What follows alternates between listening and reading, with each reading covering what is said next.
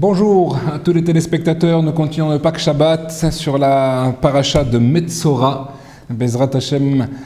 Et on va faire ce cours, Bezrat Hashem, pour l'élévation de l'âme de Yaakov ben Esther, Zechono Livracha. Alors, tout de suite, on va commencer sur la notion du Lashon Hara. Vous savez que dans cette paracha de Metzora, tout celui qui fait du Lashon Hara, qui attrape cette lèpre, donc on voit qu'il y a une corrélation directe entre l'action de l'homme et les maladies qu'il peut avoir, comme on sait qu'il y a 248 mitzvot positives par rapport aux 248 membres, ce qui veut dire que chaque membre est réparé avec la mitzvah que l'on fait par-dessus, et également il y a 365 vaisseaux et veines dans le corps qui sont par rapport aux 365 mitzvot lota assez. Et donc une de celles-là, évidemment, donc l'interdiction de parler du Lashon Hara, cette fameuse médisance. Alors je vous conseille de vous référer au cours que nous avons fait sur la médisance. Vous pouvez les écouter sur le site ravkadosh.fr. Mais en tout cas, là, on va essayer de parler sur un point que nous dit le Rav Pinkus, intéressant. Comme quoi, en fait, il faut savoir une chose, c'est que, vous savez qui a écrit sur les Lachot de la Lashon Hara, c'est le Chafetz Chaim. Le Chafetz Chaim, il prend son makor et dans la Torah, et la source est dans la Torah, et également dans le Zohar HaKadosh. Et il est écrit justement Tahor enaim mirot rabera. C'est un pasuk dans Habakkuk, comme quoi, en fait, Akadosh Baruch Hu garderait des yeux comme il faut envers nous, il fermerait les yeux vers le juif s'il n'y avait pas de Lashon Hara. Ça veut dire quoi? Ça va très très loin, cette notion, puisque en fait, on voit que toutes les fautes que l'homme peut recevoir, et donc toutes les conséquences de ces fautes, en fait, vont venir uniquement par rapport au déclenchement du Lashon Hara. Tant qu'il n'y a pas le Lashon Hara, les choses sont qu'il l'ont gardé. Ici, nous donne ici le Rav une très belle parabole, puisque en fait, ce serait comme un entonnoir. On peut mettre des choses, au début c'est très très large, à la fin ça finit par quelque chose de très fin, il suffit de mettre le doigt pour boucher et plus rien ne passe. Eh bien, il faut savoir que la bouche, en fait, c'est elle qui va être le conducteur un petit peu de tout cela. Vous savez que dans le corps, tout est ambivalence. Nous avons 2 yeux, 2 oreilles, 2 narines, 2 mains, 2 bras, 2 jambes, etc. Les seules choses qui sont uniques dans le corps, c'est la bouche et la brite. Alors nous avons parlé combien de fois combien il est important de garder la bride, surtout dans cette dernière génération dans laquelle nous sommes avant la venue du Mashiach, où le Yetzer Hara va tout faire pour nous faire tomber. Et bien pour faire tomber un binyan, pour faire tomber une personne, c'est quoi? Il faut le toucher sur son axe médian. C'est donc maintenant là-dessus que s'attaque le Yetzer Hara au peuple d'Israël, à la fois au niveau de la bouche, donc la notion de l'imoud à Torah, et on voit combien de choses sont décrétées contre les gens qui étudient la Torah aujourd'hui, et voilà pourquoi ils se renforcent, et chacun d'entre vous, vous devez vous renforcer dans l'étude de la Torah, chacun à son niveau, et également au niveau de la bride, de faire attention, de garder la bride, de faire attention à ce que l'on voit, de la façon dont on se comporte. Et aujourd'hui, c'est quelque chose où le monde est devenu très très pervers, et devenu maintenant à dépasser complètement toutes les bonnes mœurs. Donc il faut faire attention là-dessus. Le peuple juif doit garder sa sainteté, c'est quelque chose de fondamental. Au niveau de la bouche, et donc il y a la notion du Lashon Hara. Donc de parler sur l'autre. Alors le Lashon Hara, c'est quoi? C'est dire la vérité. Ce n'est pas mentir sur la personne, mais c'est dire une chose qui va faire que l'autre va voir son prochain d'une façon moins jolie, d'une façon moins respectable par rapport à ce qu'il a entendu sur ses agissements. Et donc, il faut faire extrêmement attention là-dessus, à tel point ici, nous dit le Rav, que si véritablement on est capable de ne pas dire la Lashon Hara, si tout le peuple juif ne disait pas de la Lashon Hara, eh ben il ne pourrait pas être touché par les fautes qu'il fait. C'est quelque chose d'extraordinaire, c'est un chidouche. C'est une nouveauté incroyable de voir cela, que nous dit ici le Rav. Ça veut dire qu'Akadosh Baruch Hu ferme les yeux. Même s'il y a eu des avérotes, etc., évidemment la personne, elle, va descendre de son niveau. Mais à partir du moment où elle respecte son prochain, à un moment où elle n'ouvre pas la faille par laquelle maintenant tout va ressortir, et ça c'est la bouche, à ce moment-là tout est préservé, tout est mis de côté. Mais par contre, Chas v'Shalom, si le juif parle sur son prochain, alors là c'est la catastrophe, et tous les mots qui arrivent, à tel point qu'on voit dans la paracha que physiquement il va être touché pour comprendre qu'il a fait quelque chose de mal, pour qu'il puisse réparer cela, de faire teshuva, demander pardon. Alors au départ on le touche sur ses vêtements, ensuite on le touche sur son corps, ensuite d'abord c'est la maison, après les vêtements, après le corps, pour montrer en fait que la personne doit faire extrêmement attention, il se passe quelque chose qui n'est pas comme il faut là-dessus. Donc là-dessus, nous disent Chazal de faire attention, c'est extrêmement grave de parler, à tel point qu'il est écrit comme quoi, vous savez qu'il y a 600 000 lettres dans un Sefer Torah. Et nous sommes 600 000 juifs également, 600 000 âmes, comme celle qui était le jour de Matan Torah. Eh bien, il faut savoir que chaque juif, donc, il a une dimension de Sefer Torah.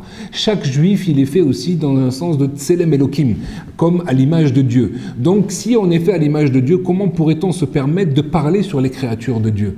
À partir du moment où une personne fait cela, elle bafoue complètement son image divine, elle bafoue complètement maintenant son véritable niveau.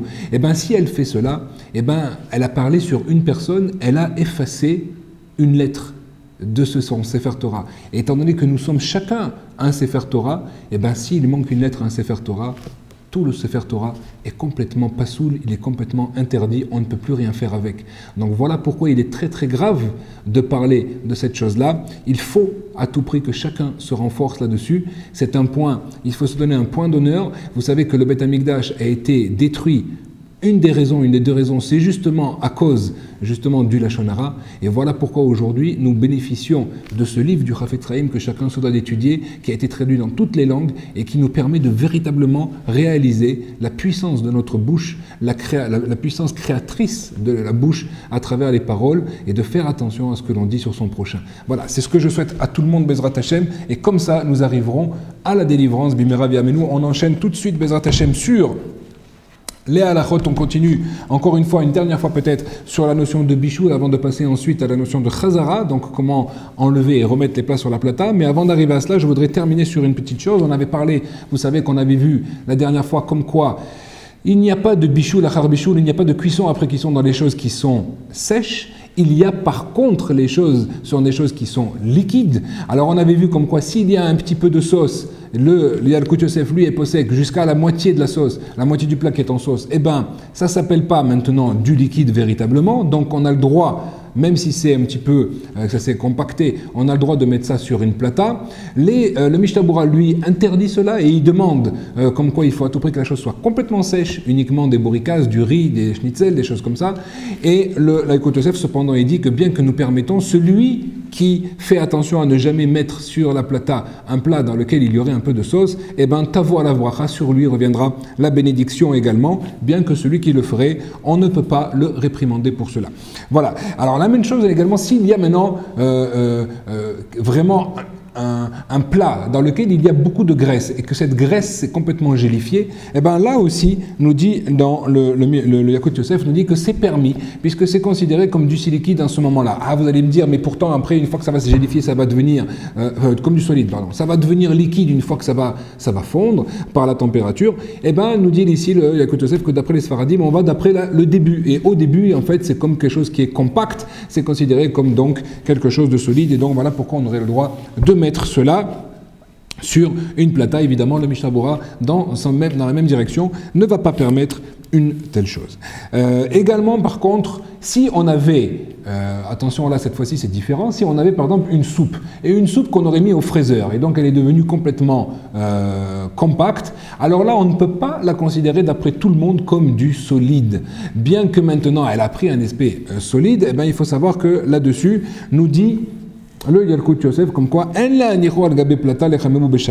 pourquoi? Parce qu'on la considère comme quelque chose de liquide. Bien que maintenant, elle a repris, elle s'est compactée par la basse température, eh ben, c'est quand même considéré comme du liquide. Et là, on n'a pas le droit du tout de faire recuire du liquide en le mettant sur la plata. Donc ça sera interdit d'après tout le monde. Une dernière petite chose également dont je voulais vous parler, c'est la notion du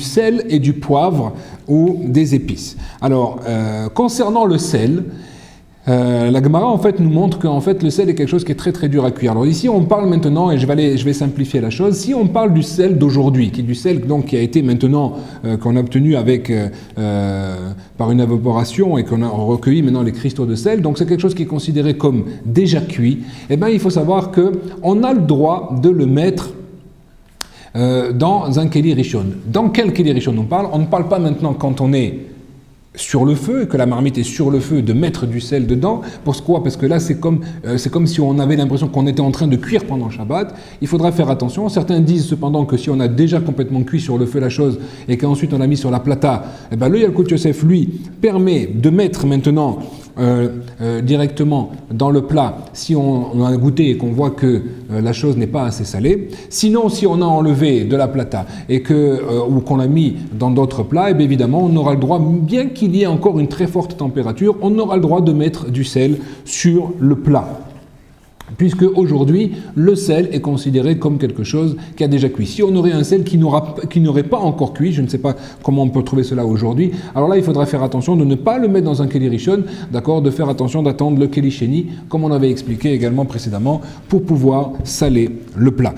Concernant le poivre et concernant le kurkuma ou le jaune, etc., alors là, il faut faire attention. Le Yalkut Yosef, lui, est possède comme quoi on peut mettre maintenant, à partir du moment où encore une fois, on a enlevé le plat de la source de chaleur. À partir du moment où on peut le mettre, lui, il est possède comme quoi il décide comme quoi on peut mettre du poivre dessus ou du jaune ou de ce genre d'épices qui agrémente. Bien qu'il y ait encore maintenant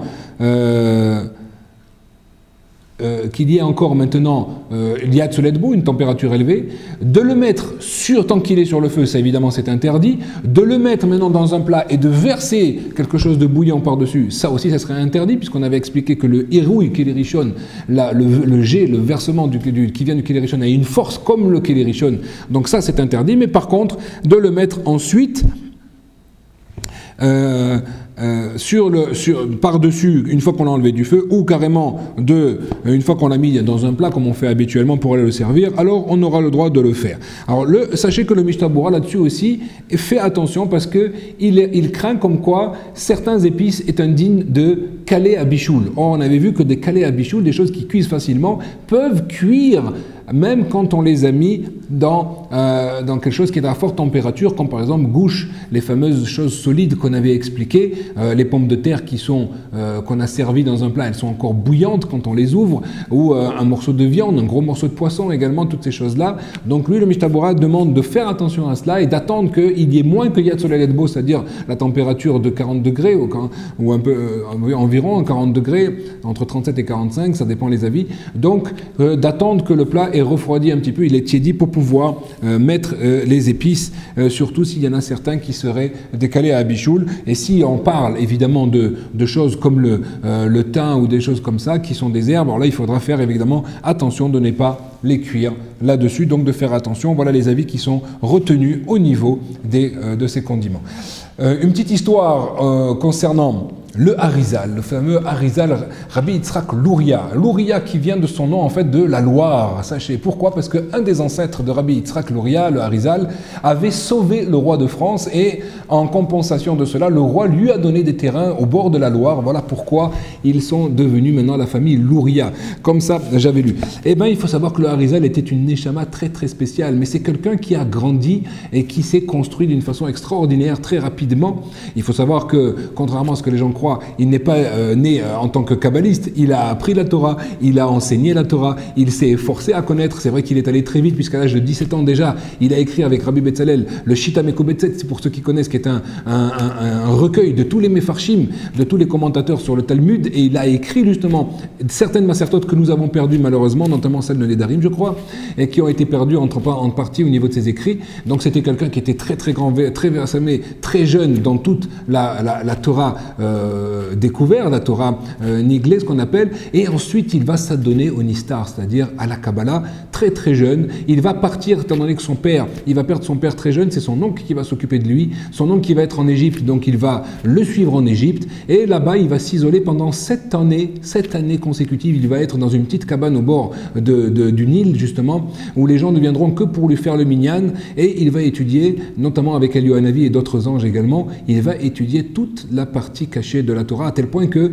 une fois qu'il va se dévoiler, il va dire que je suis plus grand que Rabbi Shimon Bar Yochai. Les gens vont s'étonner, Rabbi Shimon Bar Yochai, mais pourtant il a vécu plus de 1500 ans avant toi. Sachez que le Harizal, c'est le milieu du 15e siècle, à l'époque de Rabbi Yosef Karo, le Mechaber, celui qui a écrit le Shulchan Arour. D'ailleurs, ils vont marier leurs enfants entre eux, les deux. Imaginez les repas à table, ce que ça devait être. Et bien le Harizal, en fait, il va dire oui, je suis plus grand, non pas que je suis plus grand que Rabbi Shimon, mais je suis sur ses épaules. Donc je suis plus haut que lui, je vois plus loin. Effectivement, il va prendre toute la connaissance, toute la science, toute la sagesse plutôt, je dirais, de Rabbi Shimon Bar Yochai et va dévoiler la Kabbalah d'une façon encore extraordinaire. Comment est-ce qu'il va se dévoiler? Eh bien, vous savez qu'il va avoir la chance d'avoir un véritable Talmide, puisque seuls les grands maîtres ont réussi à se dévoiler quand ils ont eu un élève qui a su véritablement dévoiler, traduire les pensées de ces grands maîtres. On a eu le cas, justement,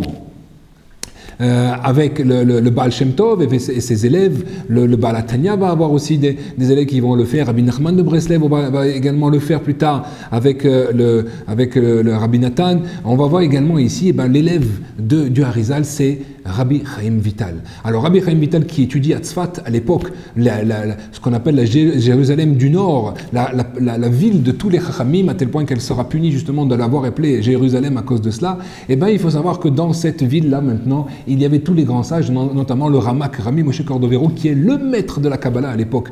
Et à ce moment-là, ils ont une question très très difficile dans la Kabbalah, ils n'arrivent pas à la résoudre. Et vous savez que ces gens-là vivaient leur Torah à un tel point qu'ils ne pouvaient pas dormir tant qu'ils n'avaient pas répondu à ces questions. Et pendant des semaines et des semaines, cette question traîne et est traitée sur Tzfat. Et à ce moment-là, donc, au bout d'un moment, quand Akadosh Baruch Hu révèle que l'élève du Harizal est prêt, il le révèle au Harizal lui-même en lui disant voilà, ton élève est prêt, tu peux rentrer maintenant en Israël, va à Tzfat, là-bas il se trouve. Donc il va là-bas, il ouvre un magasin, un petit magasin avec un peu d'argent que son oncle lui donne, et il ouvre un magasin de tissus. Imaginez le Harizal en train de vendre du tissu à Tzfat.